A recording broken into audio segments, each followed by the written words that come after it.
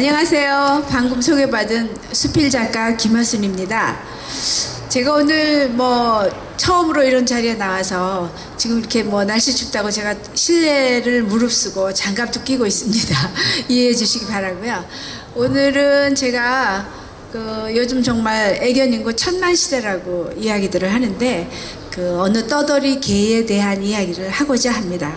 여러분 지금 머릿속에 보고 싶은 얼굴을 한번 생각하신다면 누가 제일 먼저 떠오를까요? 애인?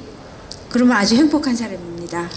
그 다음에 아내, 남편, 자녀들도 있겠지만 아마 많은 분이 집에 함께 가족으로 사는 반려견이나 반려묘의 얼굴을 떠올릴 것 같아요. 제가 사는 곳은 서울 북한산 기슭입니다. 저희 아파트 현관을 나서면 바로 북한산 둘레길과 연결이 되어 있는 정도로 산에 아주 붙어 있습니다. 그리고 저희 아파트 바로 밑에는 혁신파크라는 그러한 아주 서울시 유지 커다란 그런 부지가 있습니다. 오늘 말씀드리는 개를 저는 처음에 혁신이라고 불렀습니다. 어느 날 혁신이가 잡혀갔어요. 그 아이를 떠돌이 개였는데 혁신파크에 산다고 혁신이라고 부르면서 딸과 저는 그 아이를 많이 예뻐했습니다.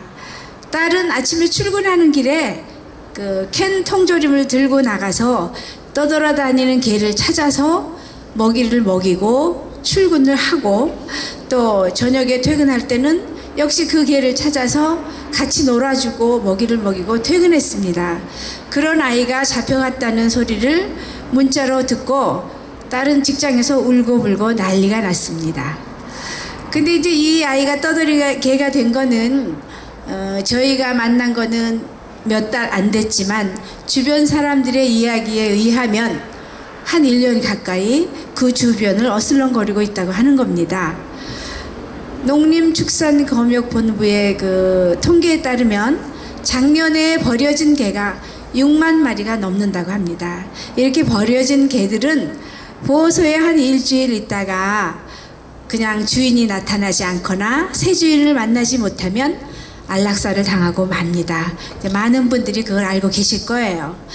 이렇게 혁신파크에 왔다 갔다 하면서 많은 사람들의 눈길을 얻었던 제가 보기에는 진도견이나 시바견의 잡종 정도로 보이는 얼굴을 하고 있고 진도견에 비해서는 다리가 반밖에 되지 않는 짤막한 다리를 가진 좀 뒤뚱뒤뚱 귀여운 그런 개입니다. 그런 개가 잡혀갔다 그러는데 어떻게 잡혀갔냐면 소방서에서 나와서 우리가 생각하는 투망 있죠. 올무를 던져서 그렇게 잡아간 거예요. 그 아이가 왔다 갔다 하는 곳에는 어린아이를 데리고 나와서 노는 부모들이 많이 있었어요. 그러니까 어린 자녀들을 데리고 나와서 노는 부모 입장에서 떠돌이 개가 10kg가 넘는 개가 어슬렁거리면서 다니면 위협을 느꼈겠죠. 그래서 여러 번의 신고가 들어갔기 때문에 어쩔 수 없이 그 개를 잡아간다고 하면서 투망을 던져서 잡아갔습니다. 그 개는 투망 안에서 발버둥치고 울면서 잡혀갔다고 그래요.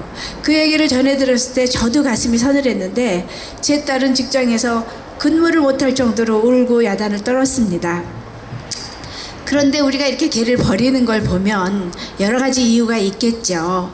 의식의 부족도 있다고 하고 또 금전적인 문제 이런 것들이 있다고 하지만 최근에 SNS에 돌아다니는 글들을 보면 유행이 지나서 반려견 버려요 이런 글들이 떠다닙니다. 그런 걸 보면 생명을 너무 소중하게 생각하지 않는 장난처럼 생각하는 그런 경향들도 있는 것 같습니다. 그래서 이제 그 아이가 어디에 잡혀가 있는가를 제가 알아봤습니다. 구청 보호소에 가서 있다고 하더라고요. 그래서 제 딸에게 구청 보호소에 있다 하더라. 그러고 알려줬더니 이 아이가 퇴근하자마자 그 보호소로 달려갔어요. 보호소로 달려갔을 때 어떤 여자 아가씨를 만났습니다. 그러니까 두 사람이 다 혁신이를 만나러 온 거죠. 데리러 온 거예요. 그 아가씨는 그 혁신파크에서 근무를 하는 여직원이었어요. 혁신파크라는 곳은 서울시 유지인데 상당히 넓은 곳입니다. 그래서 그 질병관리본부가 있었던 곳인데 몇 년 전에 그 지방으로 이전하면서 그 안에 여러 가지 건물을 지었습니다. 상상청, 미래청, 뭐 청년청 이런 건물들이 많이 들어차 있습니다. 그 상상청에서 근무하는 그 아가씨가 거기를 달려왔어요. 그래서 이제 두 사람이 같은 개를 찾으러 왔기 때문에 서로 이야기를 해보니까 그 혁신이가 그 혁신파크에서 몇 달 동안 돌아다니는 동안에 그 안에 직원들이 사료도 주고 물도 주고 또 때로는 그 더운 여름에 잘 수 있도록 무슨 깔개도 하나 깔아주고 여러 사람이 그렇게 돌아가면서 돌봤다는 겁니다. 저희는 이제 우리만 돌보는 줄 알고 몰랐었는데 그렇게 돌보고 있다가 잡혀갔다는 소리를 듣고 그 아가씨가 달려오는 거예요. 그래서 제 딸과 그 아가씨하고 둘이 각서를 쓰고 이 아이를 우리가 견주가 돼서 잘 키우겠습니다 하는 약속을 하고 데리고 왔습니다. 정말 재미있고 신기한 일이 그 다음날 벌어졌습니다.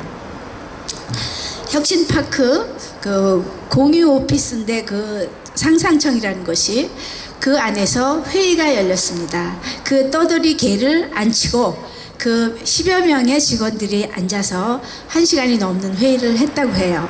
회의 끝에 결과는 그 개를 혁신파크에 있는 그 직원들이 공동으로 키우기로 했습니다. 그래서 그 카페를 만들어서 올려놨더니 팬카페에 순식간에 40명의 팬이 생겼습니다. 여러분들 지금 40명의 팬 가지신 분 계십니까? 그 쉽지 않은 일인데 그 개는 떠돌이였음에도 불구하고 그렇게 많은 사람의 사랑을 받았습니다. 그래서 제 딸도 41번째 회원으로 거기 가입을 했습니다. 그들이 십시일반 회비를 모으고 또 조를 짜서 어느 누구는 사료와 물을 주고 어떤 사람은 산책을 시키고 그렇게 하기로 결정을 하고 그 개를 정말 등록을 한 다음에 병원에 데려가서 진찰을 해봤더니 이 개가 나이는 1살 정도 된 개입니다. 아주 어린 개죠. 그런데 떠돌이 생활을 오래 했기 때문에 아무거나 주워 먹었어요. 제가 볼 때도 길에 있는 휴지도 주워 먹는 걸 봤거든요. 그래서 신장이 나쁘답니다. 오랫동안 신장약을 먹어야 하기 때문에 그 약을 받아와서 낮에는 혁신파크에 묶어놓고 집을 지어주고 거기서 직원들이 돌보는데요. 밤에는 그 애가 어디로 갈까요? 밤에는 저희 집으로 옵니다. 우리 딸이 퇴근하면서 그 개를, 그 큰 개를 하이힐을 신고 그 북한산 언덕을 올라옵니다. 데리고 와서 목욕을 시키고 깨끗하게 한 다음에 우리 딸 침대에서 아니면 그 밑에 바닥에서 그렇게 잡니다. 그래서 그리고 아침에 출근할 때 또 혁신파크에 데려다 놓습니다. 아침에 제가 인사할 때 예, 너 출근 잘하고 이따 잘 퇴근하고 와라 그러고 보냅니다. 근데 이제 그 우리는 혁신이라고 불렀었고 어떤 사람들은 뭐 떠돌이 개니까 뭐 상상이라고도 부르고 어떤 사람은 흰둥이라도 부르고 이렇게 했는데 어떤 사람들은 초복이라고 불렀다고 합니다. 왜 초복이라고 불렀는지 혹시 아실까요? 더운 여름 전에 초복이 되면 사라질 거라고 하는 그런 정말 슬프고도 잔인하고 현실적인 그런 그 숨은 이유를 가지고 있는 이름이었죠. 그래서 이 아이의 이름을 혁구라고 친근한 이름으로 혁신파크에 사는 개라고 해서 혁구라는 이름을 지어줘서 그때부터 우리는 혁구라고 부르고 있습니다. 지금 이제 혁신파크 안에 있는 그 목공소가 있는데 그곳에서 이 혁구의 집을 아주 커다랗게 지어주기로 약속을 받았고 그 약을 매일 받아서 저녁이면 우리 딸이 그 아이의 약을 먹입니다. 근데 그렇게 떠돌던 개가 캡슐로 된 약을 먹을 수 있겠습니까? 캡슐로 된 약을 안 먹죠. 그러면 우리 딸은 머리를 써서 치즈를 잘라서 돌돌 베이컨 말이처럼 맙니다. 말아서 던져주면 치즈인 줄 알고 잘 먹습니다. 그 다음에 뭐 다른 약들도 그런 사료에 묻혀서 고기에 묻혀서 이렇게 먹이고 지금 정말 저희 집에는 원래 3년 전에 데려다 키운 말티즈 작은 유기견이 또 하나 있습니다. 그 개와 이 혁고가 밤이면 덩치가 하나는 2kg가 되지 않는 작은 말티즈고 하나는 11kg나 되는 큰 개지만 서로 으르렁거리지 않고 아주 잘 지내고 있습니다. 그런데 제가 생각해 보니까 이 아이가 북한산을 오르내리면서 살던 아이예요. 그야말로 들개로 떠돌이로 자유로운 영혼으로 살았었습니다. 그런데 지금은 굵은 줄에 묶여서 잡혀 있지요. 물론 이 아이의 생명과 잠자리와 모든 먹잇감은 보장이 되는 신변의 안전을 받았지만 정말 이 아이가 원하던 것이었을지도 모르는 그 자유는 사실 잃어버린 거죠. 개가 선택을 할 수 있었다면 어떤 것을 선택했을까 그런 생각을 해봤습니다. 네, 요즘에 그래서 저는 동물과 사람의 공존에 대해서 깊이 고민도 해보면서 정말 살아가고 있습니다.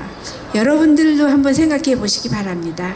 우리가 동물과 함께 살아가고 있지만 진정한 그 공존에 정말 좋은 방법은 어떤 것일까? 여러분들도 한번 생각하시고 고민하시고 또 그런 사유에 빠져보시기를 바랍니다. 감사합니다.